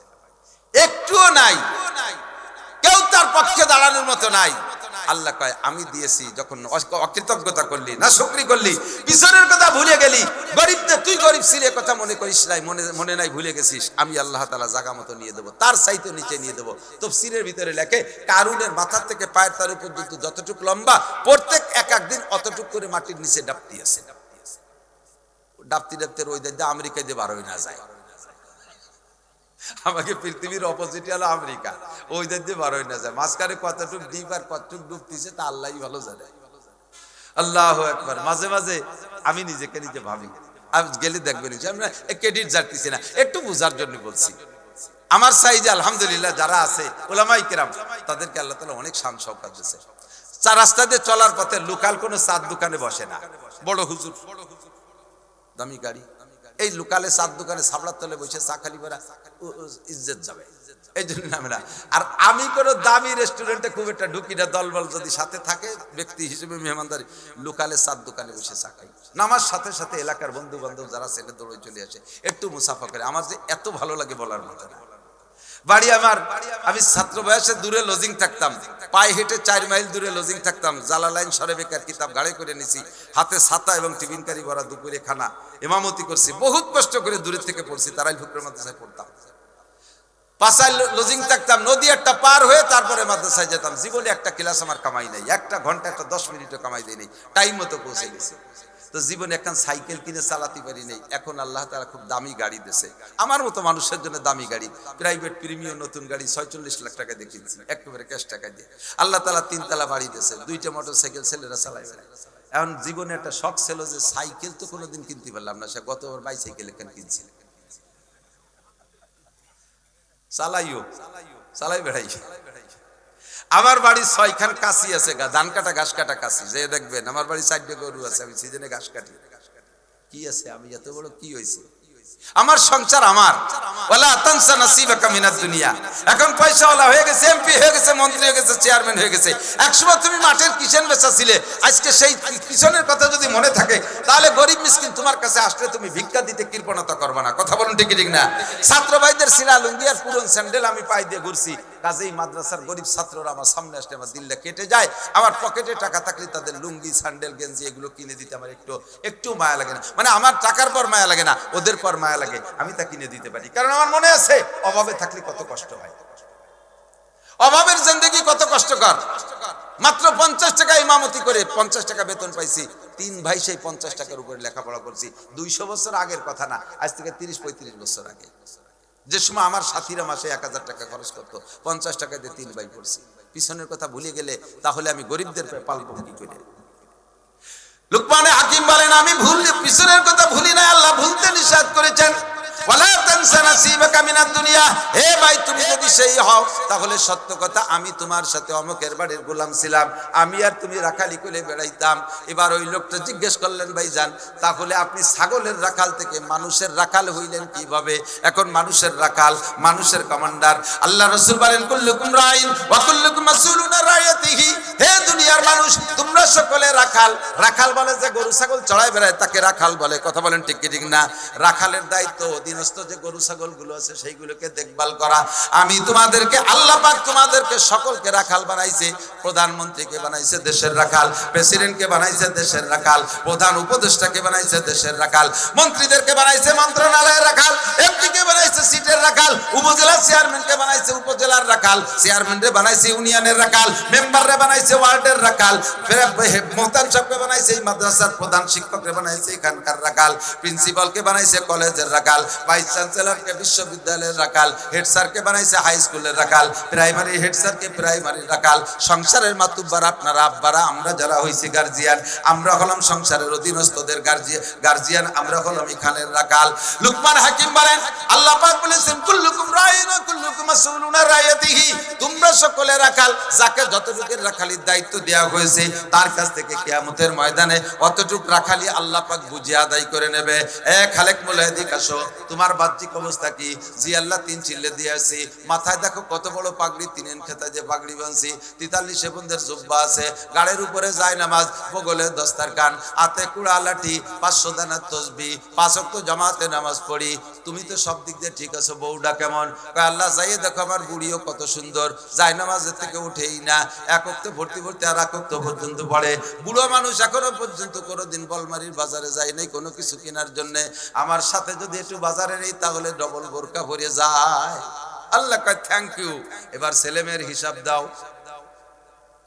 দুজনের হিসাব ঠিক আছে, ছেলেমেয়ের হিসাব দাও। আল্লাহ ওই যে দেখো আমার আব্দুর রহমান হাফেজ মাওলানা, ওই যে আমার আব্দুর রহিম হাফেজ মাওলানা, ওই যে আমার সালেহা মহিলা মাদ্রাসা থেকে মাওলানা পাস করছে, হাফেজ মাওলানা মহিলা মাদ্রাসা। তোমার ছোট মেয়ে ডাকো। আল্লাহ শেষকালে ওই যে রে কলেজে দিয়ে কি যে মাটি খাইছি, কলেজে দিয়ে আর কি হয়েছে? এই কলেজে পড়ে, শেষে তার বান্ধবীদের সাথে কুয়ো কাটা গেল, ওই যে গেল আর ফিরে আসলো না। আমি গেছিলাম সেই সময় 3 চিল্লায়, মাইয়ে চলে গেছে জীবন চিল্লায়। কুল্লুকুম রাইন ওয়া কুল্লুকুম মাসউলুন আন রাইয়াতিহি। আল্লাহ কাছে কয়জন ভালো ভালাই মতো আনছিস, ওই কয়টা গুয়ালি থাক, আর যেটা হারাই গেছে ওইটাকে নিয়ে আয়। হে বুড়ো, যতক্ষণ পর্যন্ত ওই ছোট মেয়েকে আনতে না পারবো ততক্ষণ পর্যন্ত তুমি আসতে পারবা না আমার সামনে। যাও, তাড়াতাড়ি যাও। লুকমান হাকিম বলেন, আল্লাহ পাক আমাকে ছাগলের রাখালি দিয়েছিল, যতদিন ছাগল রাখালি কইরা মালিকের কাছে পুঙ্খানুপুঙ্খ বুঝিয়ে দিয়েছি। এখন আল্লাহ পাক আমারে মানুষের রাখাল বানাইছে, এই মানুষের রাখালি করি, মানুষের কন্টাক্ট নিয়েছি, ওয়াজ করি, নসিহত করি, উপদেশ দেই, মানুষে আমার আকাশ জোড়া সম্মান দেয়, শ্রদ্ধা করে। যালিকা ফাদলুল্লাহি ইউতিহি মান ইয়াশা। এটা আমার কোনো ক্রেডিট না, আমার কোনো কর্তৃত্ব না, এটা সম্পূর্ণ আল্লাহ পাক রব্বুল আলামিনের অনুগ্রহ আর দয়া। এ আমার যুবক, পাগলামি করিস না। লুকমান হাকিম যদি ছাগলের রাখালের থেকে স্টেজের বক্তা হইতে পারে, তোমরা অবশ্যই ছাগলের রাখাল না। স্কুলে পড়ে, কলেজে পড়ে, পড়ো, বিশ্ববিদ্যালয় পড়ো, সমাজের বিভিন্ন শ্রেণীর যুবক আমার প্রাণ বন্ধু, আল্লাহ যদি তোমার দিকে সুনজরে তাকাইয়া বসে, তুমি লুকমান হাকিমের ওই কয়টা গুণ যদি অর্জন করতে পারো, আল্লাহ পাক তোমাকে ওই নোংরা সমাজ থেকে, গাজার আড্ডা থেকে, সিগারেটের আড্ডা থেকে, ব্যারাকের অফিস থেকে কান ধরে উঠে যাই না, জামা টুপি পাগড়ি জুব্ব পরাইয়া সিনা ভরে কোরআনের এলেম দিয়ে স্টেজে বসাইতে পারে কি পারে না?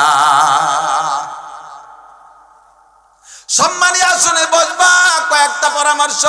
এবার ওই লোকটা লুকমান হাকিমকে বললেন, হযরত ছাগলের রাখাল থেকে মানুষের রাখাল হইলেন কোন গুণে? লুকমান হাকিম বললেন, এনি ম্যান এভরিবডি, প্রত্যেকটা মানুষের দ্বারা এটাই সম্ভব, মাত্র কয়েকটা অঙ্গকে হেফাজত করা, মাত্র কয়েকটা অঙ্গের দিকে একটু নিগরানি করা। কথা বলবো, কথা বলেন, বলবো। কষ্ট হচ্ছে নাকি? আমার বুকটা ফেটে যাচ্ছে কষ্টের জ্বালায়। শুধু আপনারা বসছেন, ভালো লাগতেছে, অনেকদিন আর সিনেমার কাজ মানতে চাই। কষ্ট হলেও বলতে ভালো লাগতেছে, আর মাইকটা ভালো আছে আলহামদুলিল্লাহ। সবাই নেবেন, আমার কিছু হাদিয়া দিও, আমার না মাদ্রাসা, আমরাও নেই ওদিকে, অনেক প্রসিদ্ধ, আসলেই ভালো। আল্লাহ, যুবক 40-এর নিচে যাদের বয়স, তারা কতজন আছেন একটু হাত দেখাবেন? বেয়াদবি মাফ করবেন। 40-এর নিচে যাদের বয়স, 40-এর নিচে। অমায়িক, ধন্যবাদ, জাযাকুমুল্লাহ।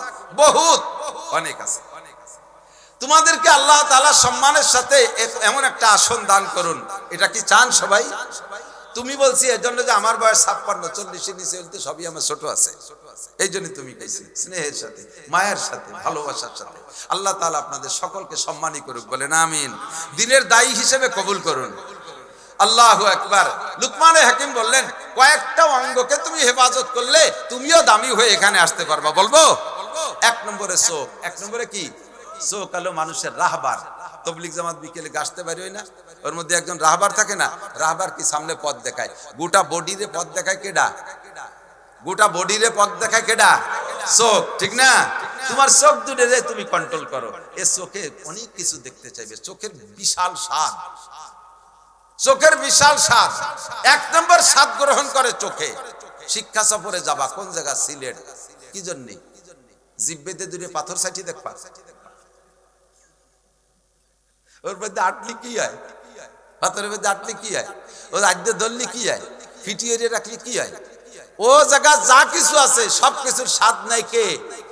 সুন্দরবন যাবেন, ইয়েতি বাঘের সাথে মারামারি, বাঘের সর তো খাও নাই রে দুদু, কই যে ফাটিয়ে যায়, ও দেখলি স্টক করে মরি যাবে, এমন একটা মাল আল্লাহ বানাইছে।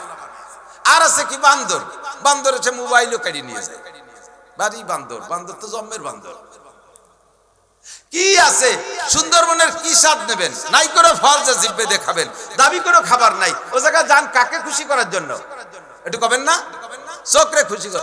সিনেমা হলে যান, বড় বড় ছবি কাকে খুশি করার জন্য? সুন্দরী মেয়েরা রাস্তায় যে হাঁটে, নিচের দিক না আছে ওদিক দিক তাকান, কারে খুশি করার জন্য? ঠিক না? এর হেফাজত করেন। চোখের মালিককে দেশে কে? আলাম নাজাল্লাহু আইনাইন। আল্লাহকে চোখ কি আমি দেইনি না? তোর বাপ দেশে। আমাকে চোখ কি আমার আব্বা দেশে, মা দেশে, রাজা বাচ্চারা? তাহলে আমি এই চোখের কাজ যে দেশে তার হুকুমে পালন করতে হবে। তুমি কি দেখবা চোখ দিয়ে? 1 নম্বরে কোরআন কিতাব চোখ দিয়ে দেখার অভ্যাস করো। যুবকরা একটু পড়ো। আরে মোবাইলে কিচ্ছু নাই, মোবাইলে আছে তোমার কলজা খেয়ে ফেলতেছে, তোমার মগজ খেয়ে ফেলতেছে, চোখের পাওয়ার শেষ করে দিচ্ছে। মুরব্বী বাবারা যারা মোবাইল আগে ব্যবহার করেন নাই, এখন আমার জানা আছে 80-90 বছরের বুড়ো বুড়ো মানুষ তারা বিনা চশমায় কোরআন শরীফ পড়ে, আছে না নাই ফাঁকে ফাঁকে? আর একালের পোলাপান 8-10 বছরের পোলাপান চশমা ছাড়া পায়খানার দরজাও খুঁজে পায় না, যেখানে সেখানে মেরি দেয়। চোখ শেষ করছো, লেখাপড়ার নিশা শেষ করছো, মানবতা শেষ করছো, বসে বসে গেম খেলতে যাইয়া এমন ভাবে ওর মধ্যে ঢুকে যায়, এ পাশে যদি মা বাবা মরিয়ে যায় তাও খবর হয় না। আল্লাহু আকবার। জিক্রে চশমাজ কৌপে হক বুগুরিস্তান, বাজে দর আয়াতে উন গরিস্তান। যে চোখের জিকির হলো আল্লাহর ভয়ে তুমি গভীর রাতে উঠে কাঁদবা। চুবারা রান্দাস পশিমানিয়ানিন আরশেলর জাদা জানিনুল মুজনিবিন, মারকাবে তওবা আজায়েবে মারকাবাস, বরফলকতা জাদাবা এক লাহজা পাস। আল্লাহু আকবার।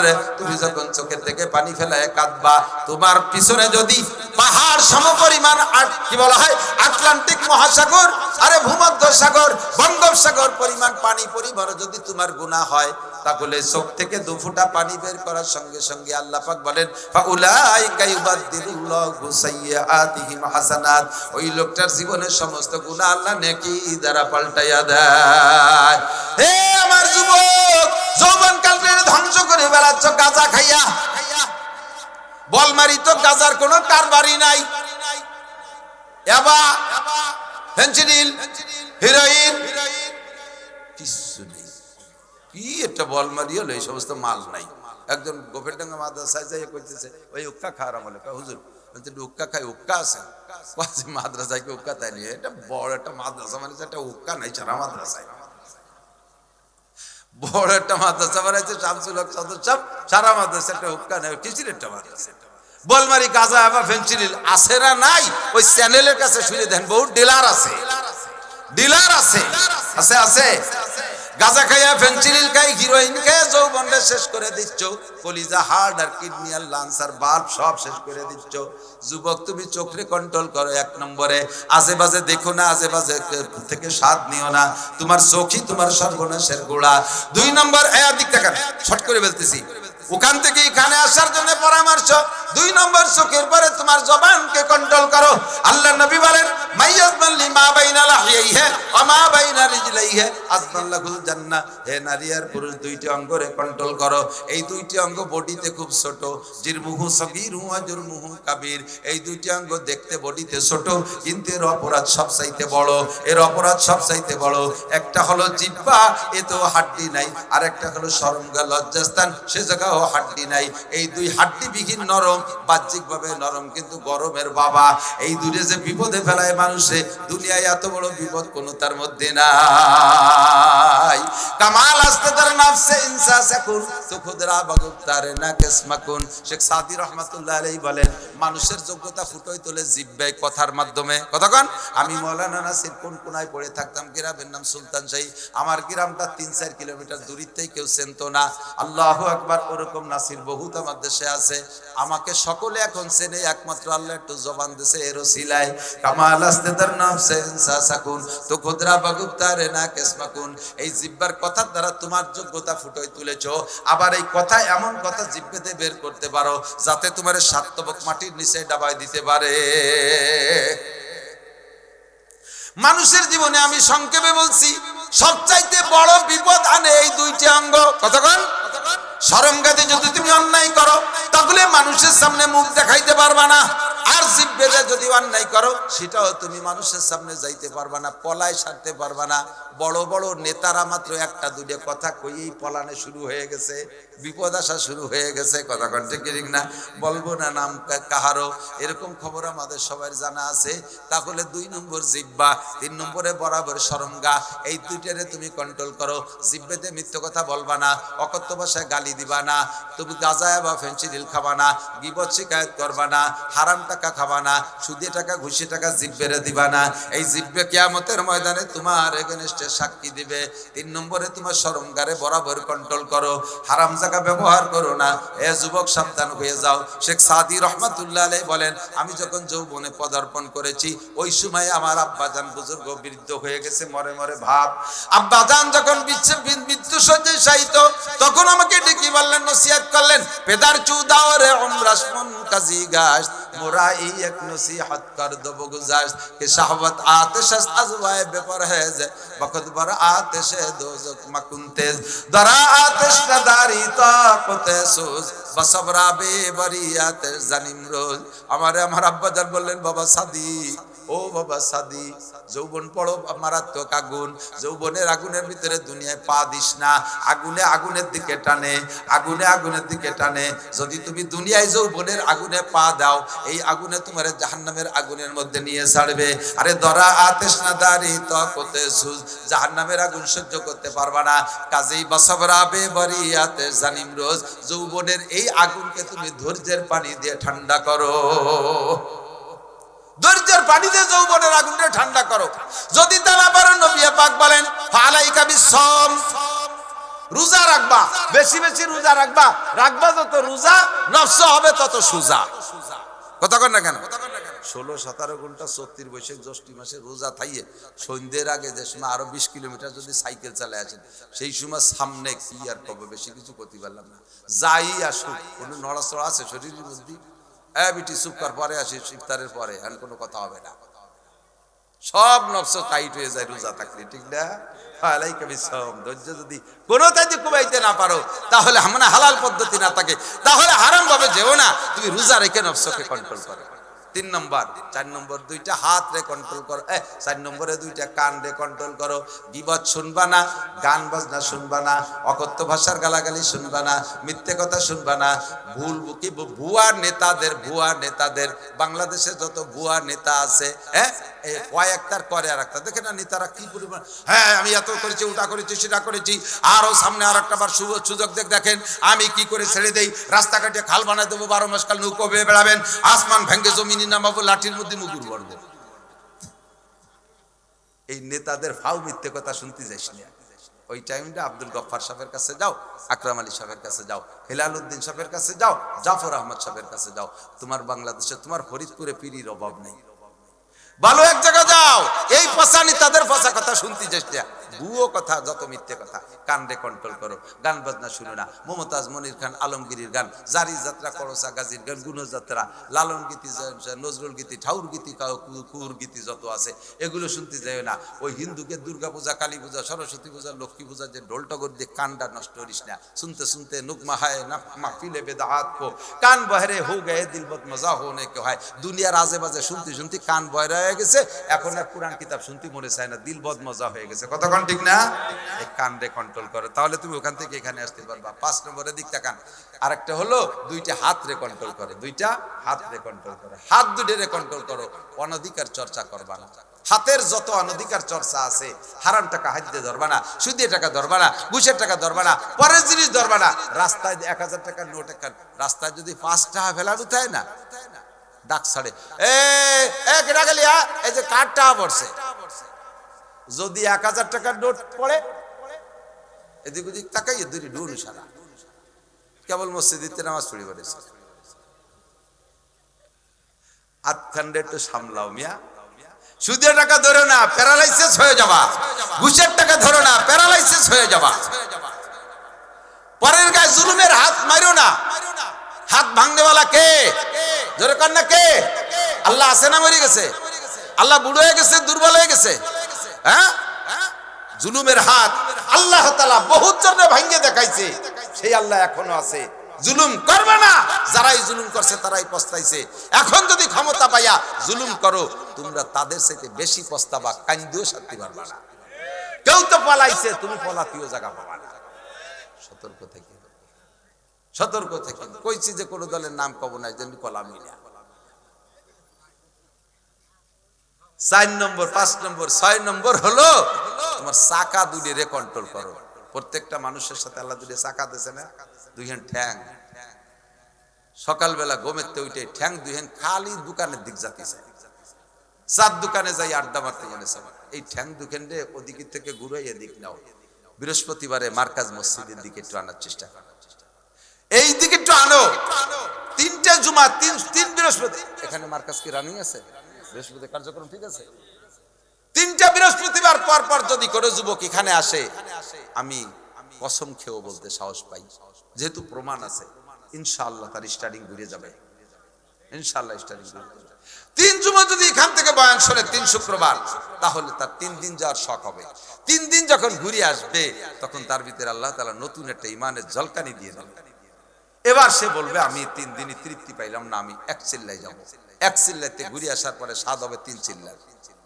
3 চিল্লার থেকে ঘুরে আসার পরে আর সে নষ্টের দিকে যেতে পারবে না ইনশাআল্লাহ। আর সে নষ্টের দিকে যেতে, খারাপের দিকে যেতে পারবে না। মদ গাঁজা ইয়াবা এগুলো থেকে ফিরানোর জন্য রিহাবে পাঠায়। রিহাব আছে না? রিহাব জেলখানা। এই রিহাব জেলখানায় পাঠানো লাগবে না, এর তবলিগে 3 চিল্লায় পাঠায় দেন।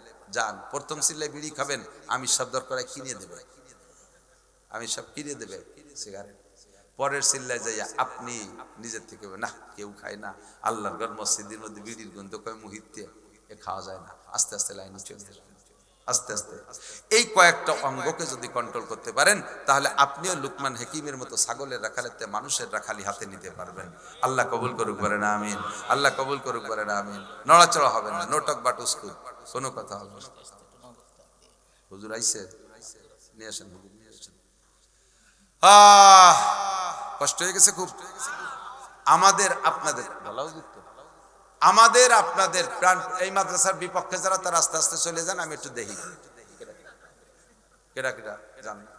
আটা দিলেই বুঝবো যে মাদ্রাসার বিপক্ষে। একমাত্র পেশাব আসলে এক আঙ্গুল উঁচু করবেন, আমি বুঝবো যে 1000 টাকা দেবেন।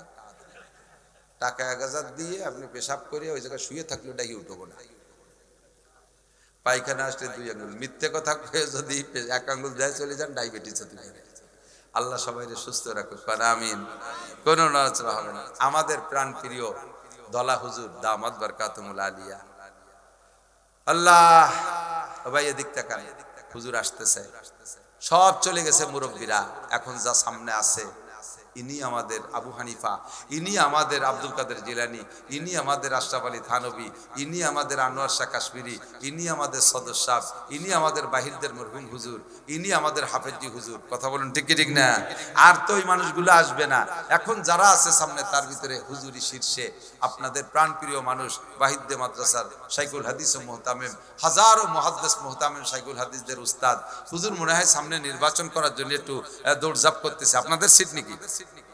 না, হুজুর আলাদা সিট। তা আপনাদের আত্মীয় স্বজন যদি সালতানগর কান্দার মধ্যে থাকে, তাদেরকে বলেন যে হুজুর বুড়োকালে একটু শক করছে, যে দলের থেকেই হোক না কেন, দল মত নির্বিশেষে হুজুর একটু আপনারা একটু তশকিল করেন, একটু কায়দা বায়দা করে সহযোগিতা করেন, পারা যাবে তো ইনশাআল্লাহ। এখন মাদ্রাসা তো শুধু সমর্থন, মুখে মুখে সমর্থন করলে হবে না। হযরত মাওলানা ওহিদুজ্জামান সাহেব আর মাওলানা মিজানুর রহমান ফরিদি আর শফিক রাজাপুরি, এরা কোনো মাঠে চাষ দিলি ও মাঠে আর চষার জায়গা থাকে না। একেবারে খুঁটিয়ে খুঁটিয়ে আদা কাঠে দুবলো বাদলা বাদলা সব উঠে ফেলাই দেয়। এরপরেও আমারে কইতেছে একটা টান দিতি।